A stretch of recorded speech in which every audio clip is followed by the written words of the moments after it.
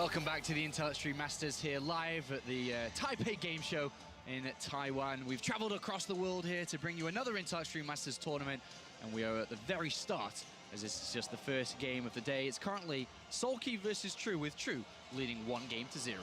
With a very aggressive opening there on Catalina. Look to see what the next map is and what Soulkey's got in plan. He's obviously looking to tie the series. Obviously looking to win the series. Yes. But is he going to be on the back foot here? I mean, is your Jimmy's sufficiently rustled as you go into game 2 after a game like that? I think Soulkey's got a lot of experience here at this point and at this level of the tournament to be like, okay, you started up with that build, you took a risk in doing that build, because if I'd chosen anything other than what I did choose, then you wouldn't have had the level of success that you did. So I would say that Soulkey's just thinking about game number 2 and preparing himself to be able to take this one down. Yeah, and I don't think that Soulkey's actually going to change things up a little bit.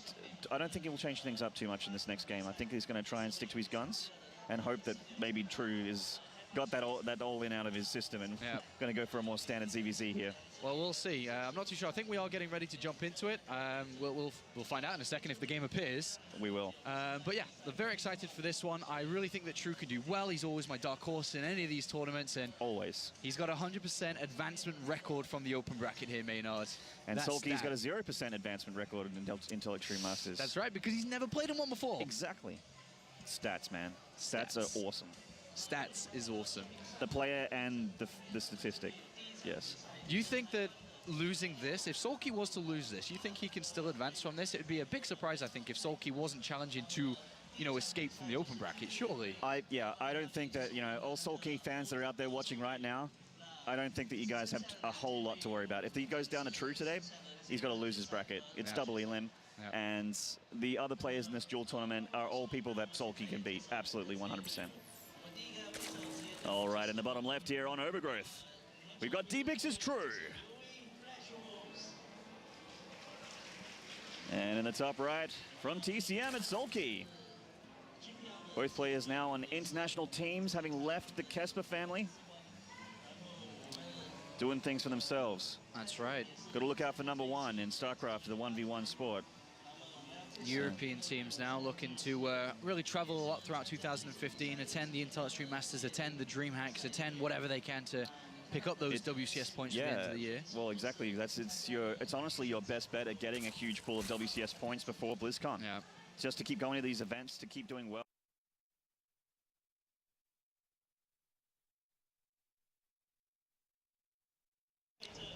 Yeah, True joined Dead Pixels on the 5th of September last year.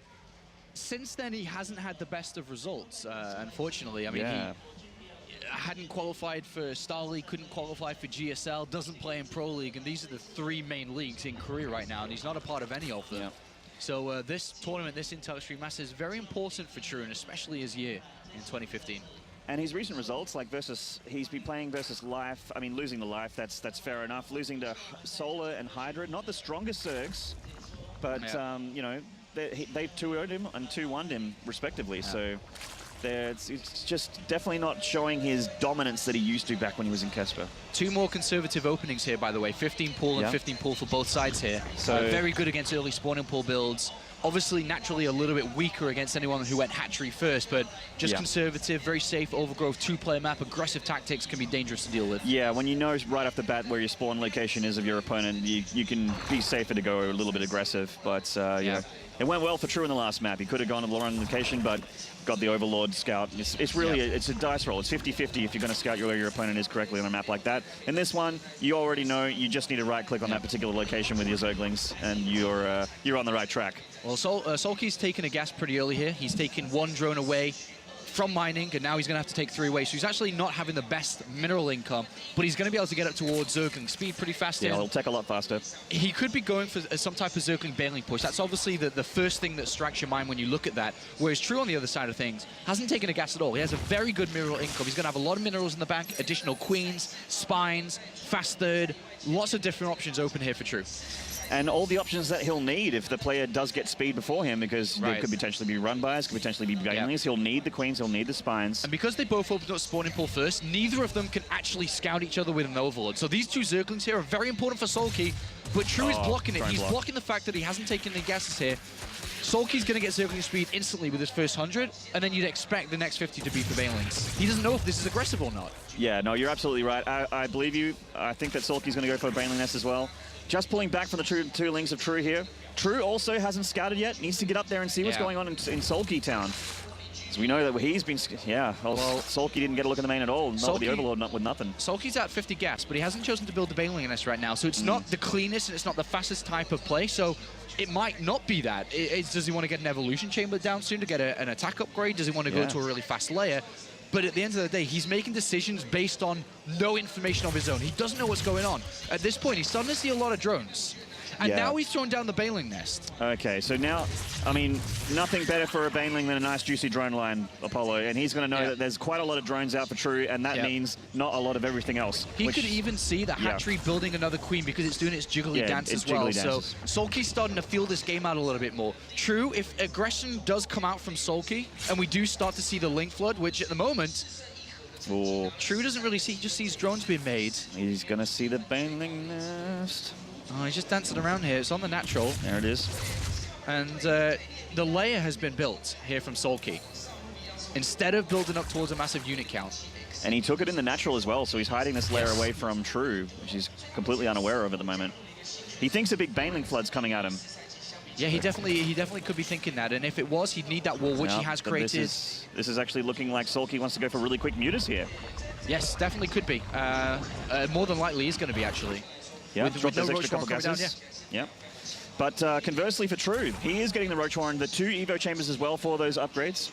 So this is kind of what's happening in ZvZ a little bit at the higher level, getting for those quicker mutas. Yes. Trying to do that damage before the Roach timing sort of hits you and cripples you.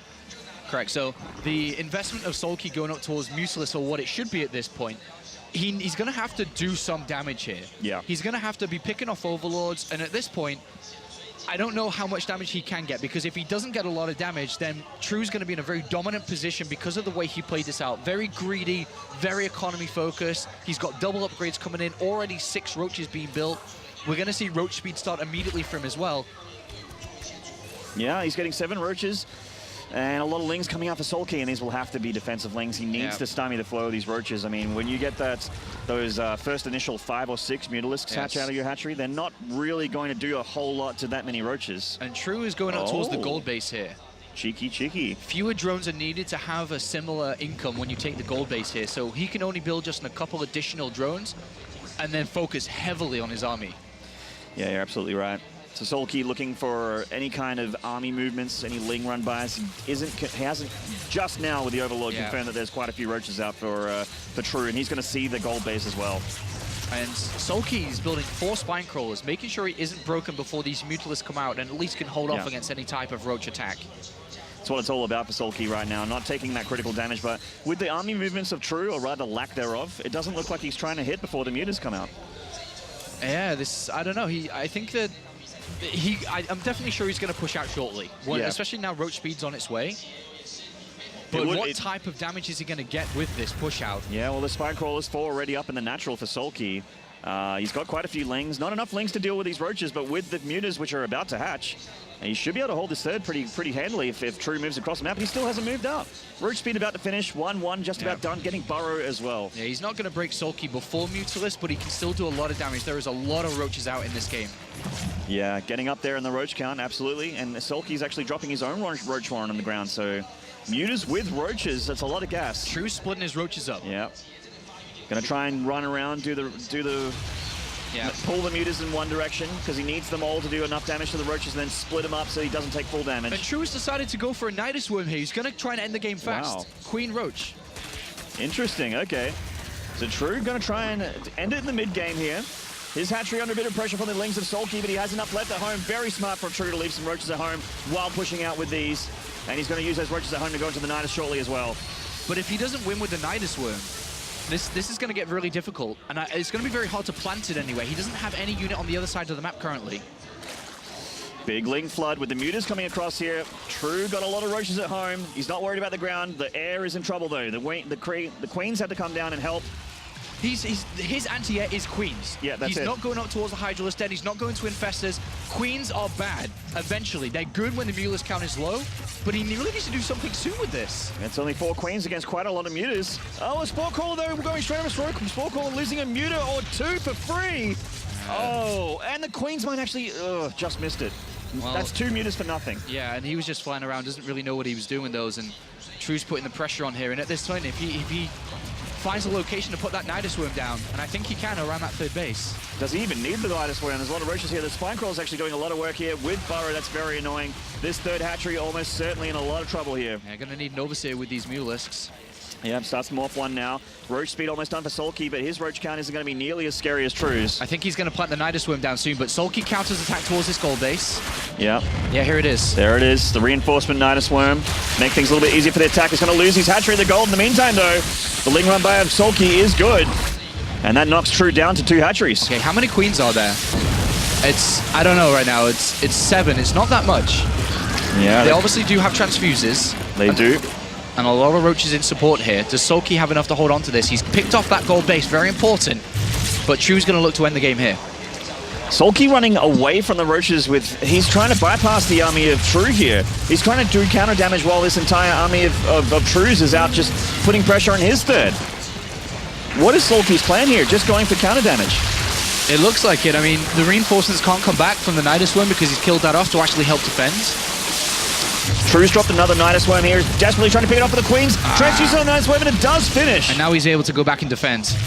Yeah, he could if he wanted to. At the moment, it looks like the defender's advantage that you have from being so close to your hatcheries is working out for him the time being. Some roaches have come home, and they've swatted Soulkey away from now.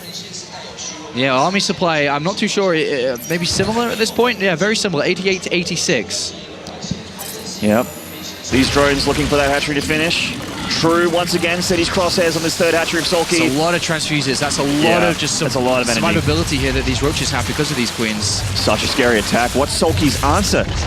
So try and hopefully pick up the queens and the roaches with roaches of his own, but he doesn't have the roach count. If he sniped off the Nidus, wherever it is, I don't know where exactly it is, but... Soulkey being caught by a reinforcement of roaches here by True. True had the concave for quite a while there. Both players going up for that all-important +2 attack, but about the same time, so it shouldn't make too much of a difference. These units are very far away from a Nidus Worm. Another one gets planted here, but if Soulkey attacks with the mutas from the back and he's able to pick off that Nidus Worm, these units may get cornered here. And the Nidus Worm does go down. If he gets the other one... And he does! And these units are trapped here now, and I think Soulkey has more units than True does here. Yes, he does, and he also has the defender's advantage. They can everything that comes out of the hatchery, all the roaches coming out of the hatchery now. He has the Overseers. He deflects him. That's great there for Soulkey. True, a little bit too queens are dead. Wow. So yeah, bit up a little bit more than he could chew there. Soulkey batting it away, taking a supply lead in this game for the first time as these mutas shoo away the roaches as well. No more queens to defend them. Even though that fight was very good for Soulkey, True still has that gold base up. He has better production and technically better income because of it. Soulkey needs to start doing damage to Sun while trying to rebuild his own 3rd. And speaking of that damage, the mutas are here to try and deny these Spore Crawlers before they can become a problem, but one will finish and that'll be enough. Yes, that'll be enough to hold off against Mulisks. And Soulkey hasn't retaken his 3rd hatchery yet because True's units are still putting the hurt onto him. Soulkey looking like he's just going to try and end it. Yeah, he's going to go for that gold base now. He's just going to say, I'm going to play this from 2 bases. There's even roaches, I think, from True denying the 3rd, so that's actually a lot of wasted army supply up there. As well for True. He's lost his last Overlord there. 3 on the way for him. He's not going to be able to make any units for a while. These roaches putting on a lot of hurt. This gold base is almost certainly dead, but he needs to put critical damage on the True here to try and end it. Yeah, 44 roaches to 45, very similar, but these Mulists are going to do a lot of damage added onto the top of the roaches. Very crucial here for Soulkey. Soulkey got that lead, got that advantage lead. And after those 8 queens died, he doesn't have that anti-air anymore. He has to rely on static defense against these mutas. Yes, and they've done a lot of damage throughout this game. They have, and they're continuing to do damage, taking out Overlords as they go. A lot of minerals of True going into remaking Overlords. Infestation Pit on the way for True. He's going to try and get Infestors out. Maybe lock down the mutas here. Very smart play from Soulkey. Gets rid of his opponent's gold base, then goes back to defend his own 3rd base. So even though a few minutes ago, he was a base behind and had to do something in this game, he's managed to be able to do that. Big pick off there from Soulkey, getting another hatchery cancel. Keeping True down on 2 bases along with him. Soulkey trying to get his 3rd up in the meantime. Sees the Infestation Pit. Doesn't lose a muta to that Spore Crawler. He's actually got some free roaches here. So the Overseer joins with his superior roach count. True in a lot of trouble now. in a lot of trouble. He's got maybe one last big push. I think if he tries to go to Infestors, that third base of Soulkey's going to be up and running. Then we'll start to see higher tech from Soulkey come out. True is playing against the clock. That army supply, man. 70 in supply advantage for Soulkey heading across the map. The Mutas being the big nuisance for True all game long, following Roaches and just taking them apart for free as his Roach count comes down, and it's a superior Roach count, Apollo. Yeah, this should be where he ends the game here. Too many Roaches, Muleless in support as well. Yep, that's just too much. It's a game of numbers right now. Not enough for True. Some nice moves from True. The Nidus a great idea, but Soulkey's army movements superior all game long. Losing a couple meters to Spore Crawler at one time, but since then he's really pulled it in. And yeah, he's just going to overwhelm True here. Not much he can do. Infestors aren't out. Fungals, you know, Pathogen Gland's not finished. This is going to be GG. A perfect finish here from Soulkey. A very wild and crazy. So much action. Very little time to describe all the action that was going on throughout this game. But at the end of it here, Soulkey's won the strategic war and will come out on top, equalizing up this series. It will go to 1-1. We will go to game 3. Very good play from Soulkey. Likewise from True, but Soulkey is the winner. He is, and he really deserved that one. Great to see that series tied because both these players look so evenly matched that Game 3 is no doubt going to be a bit of a cracker. Yeah, I'm very excited to see what Game 3 is going to provide us here because Game 1 was build order, advantage against another one. Yeah, not the most exciting. Game 2 was a lot more exciting. It was, you know, two very different strategies playing out against each other and then developing into a very similar game because both ended up on Roaches eventually. Game 3 hopefully can be as entertaining as that one was. Yeah. And with the recent meta changes in ZvZ, it might be interesting to see some Swarm Host Muta styling coming out in one of these matchups.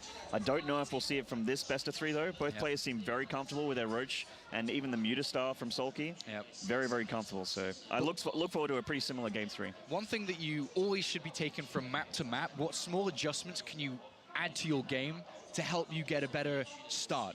And one thing we have to highlight there, True was very greedy in the start of that game. Mineral only focus, hit it away from Soulkey. Soulkey didn't really know what he was playing up against. So Soulkey was playing kind of defensive because he had that Bailey Nest to use if need be and couldn't be assertive with his aggression because he didn't really know what his opponent was up to. So going into game number 3 now, valuable information has been gathered from Soulkey that True is capable of playing this style. Gathering information is going to be super important in the early of the game to try to figure out what's going on. Yeah.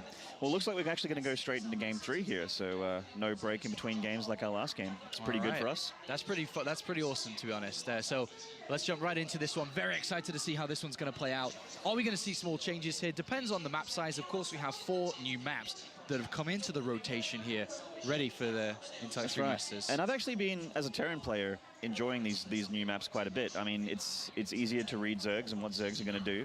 You get a lot of aggressive options and that sort of thing. And these new maps, we are seeing one here right in front of us at game number 3, the final battle between these 2 players. And let's introduce the players before we talk about the map. This is DPix's True. And in the top right from TCN, this is Soulkey. So if you're not too familiar with this map, it is still just a 2-player map here. You've got this main base which has rocks at the back of it, but it isn't too much of a problem here. It takes a very long time to break down. You can only get 4 Zerglings on it to actually bring it down anyway, so it's actually very difficult to use in the early part of the game, but something that can be exploited later on. You then have your second base, it's been placed down here, but then the third gets a bit more tricky to take because it's not easy. You have to go up to this open area and then go to take this north base. Looking at Soulkey, by the way, he's chosen to go for a 9 pull very early on in this game. Maybe looking to challenge that potential greed that could come out from True again here. The map is relatively small as well. It's not that big.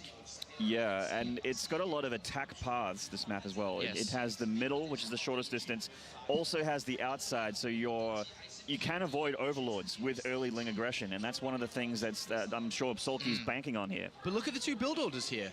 We have the same build that True used in game 1. Now Soulkey's chosen to use it himself, hoping that True would go for a hatchery first. In fact, True went spawn and pull first here, and it wasn't a 15 spawn and pull either, which is the more traditional one you see. This was super conservative. It was a 14 spawn and pull.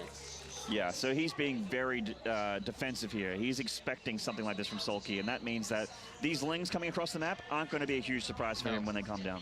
He definitely could be thinking along the lines that this is a very high, this is the high possibility of this happening. So this is a lot easier now. If you think back to game number 1, Soulkey had to wait for his queen, wait for his Lings. True sees it, and now from this point, True has got to get his Lings out immediately. He's going to have, 4 Lings popping out immediately. He's going to have that queen a little bit earlier as well. Soulkey going to really put the hurt on here. I mean, he's going to try and put Banelings along with this attack as well. True just needs to bring a couple of drones to buffer with the Zerglings he has coming out, and I don't think he'll have too much of a problem here. I mean, if a player wasn't True's caliber, I'd say maybe he could mess up, but I'm pretty confident that True's going to be okay here. Yeah, he brings a couple of Zerglings here, because what he must not allow to happen is the Banelings to maul. Yeah, he needs to keep an eye. He knows that these are all the Zerglings here. Yep. So he's got an eye on them all right now. Yep. But Soulkey's going to break 2 off and try and make some Banelings pretty shortly. And meanwhile, True is still mining more than Soulkey. True has a queen on the way and can very soon also build an additional queen too. Now he's going to go for the attack before these Banelings maul. Oh, pulling it with the drones as well. He's just going to bring the hurt to Soulkey. Yeah, great micro from both players. Not taking any much damage at all. One Baneling getting cancelled there. One will finish, though. And now it's time to run and hide. Now it comes down to Zergling Micro versus the Zergling Baneling here. Remember, there's a queen in that could target down that single individual Baneling, which is going to be important to do. Yeah, no losses here from that one player. We've got the Lings coming up the ramp. The Banelings looking for a nice, juicy collection. But this Queen with the 2 Lings on the ramp, he's just making... Oh my God! On the other side to get rid of all the Zerglings. There was a lot over there. That was huge. I don't think he was ready for those Banelings that were up on top of the ramp there, and he moved these Zerglings up. There's still a Spine Crawler and an additional Queen on the way. So despite that, there's so much room for error because he didn't go for the hatchery first, as we saw earlier on in the series. But True's messed this defense up a little bit, but still looking likely to make the hold. 4 Banelings managed to finish. 1 trade there on 1 Ling. That's a bit of a miscontrol there from Soulkey. True does get that trade that he's looking for. The Queen being pulled off now for some long-range snipes. He's got to try to target these Banelings down. Gets 1. The Lings are surrounding the Queen. Gets the other Baneling. He's got a micro back to the spine and the additional Zerglings here. 2 Zerglings at the top from True, not doing anything. Oh, huge miscontrol here from True to not have his other Zerglings in. He does bring that Baneling down to very low health. Breaks 1 Ling off and stops the Baneling attack. And he's going to stabilize here for now. But Soulkey doesn't look like he's finished just yet. Yeah, Soulkey's actually switching back into drone production, realizing this isn't really happening. He's lost his momentum. The Spine Crawler is going to get moved down, and this is pretty much over. And True has a 6 supply lead. He has a second hatchery. He lost the Queen, though. Despite making critical micro mistakes, yep. Soulkey went into this game with a build order disadvantage because of how it shaped up, and there was the room for error here for True. Equal drone count, as we're seeing from the observer here. And, I mean, losing that Queen means that his production's hampering a little bit. I'm sure that if that Queen still lived, True would be in a much better position than he is right now. I mean, he's in a good spot. He's ahead. But Soulkey will follow this up, no though. hatchery. He'll follow it up. There's no hatchery down. He has Zergling speed on the way. He'll probably try to throw down a hatchery soon, but he has the capability to build a lot of Zerglings. As True now sees, crucial things here for True to do is to add on more Queens and probably a second Spine. He must control the ramp in between his main base and second and have Spine Crawlers protecting it. If he does that, he'll just naturally go into the lead.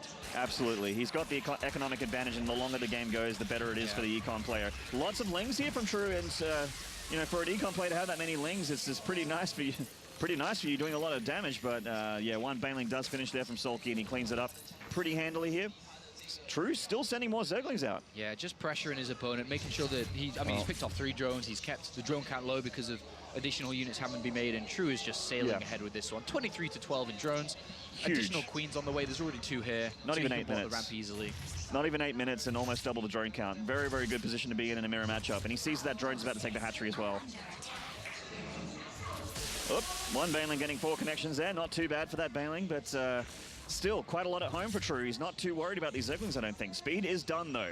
The one thing he needs to be concerned about. But he has the Queens. They're not in position to block the ramp yet.